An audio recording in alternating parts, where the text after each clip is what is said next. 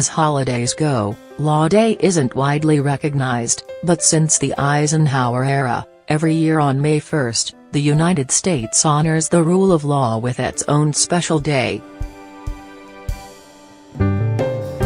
Despite the fact that the president is the subject of an ongoing criminal investigation, Donald Trump issued a proclamation to mark the occasion yesterday, making multiple references to the American commitment to the rule of law. It made the vice president's comments last night that much more offensive.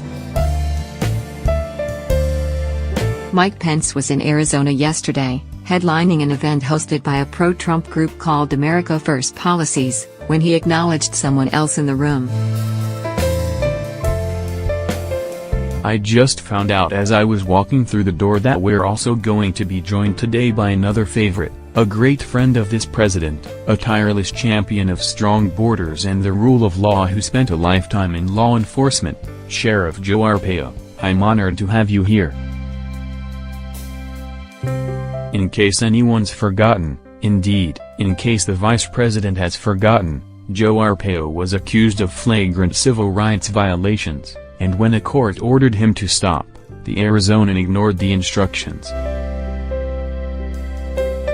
Arpaio was ultimately found guilty of criminal contempt, before Donald Trump abused his pardon power and shielded Arpaio from being held accountable. The former sheriff is now a Republican candidate for the U.S. Senate.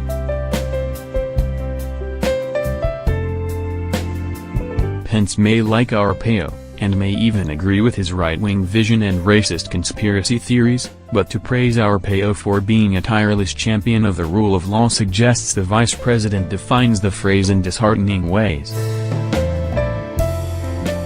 I'm reminded of a recent op-ed MSNBC's Chris Hayes wrote for the New York Times, in which he explained the White House view that crime is not defined by a specific offense, but rather, by who commits it.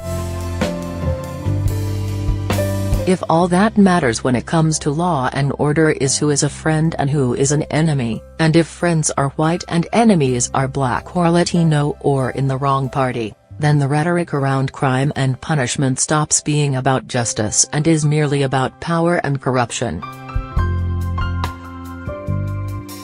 And this is what law and order means, the preservation of a certain social order, not the rule of law. It shouldn't have taken this long to see what has always been staring us in the face. After all, the last president to focus so intensely on law and order, Richard Nixon, the man who helped usher in mass incarceration, was also the most infamous criminal to occupy the Oval Office.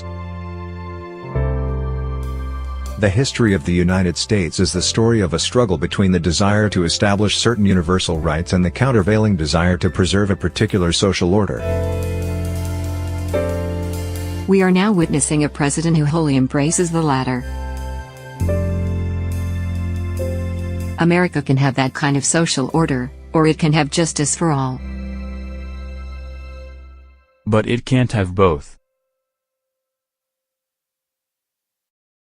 Arpaio's criminal misdeeds were a national embarrassment.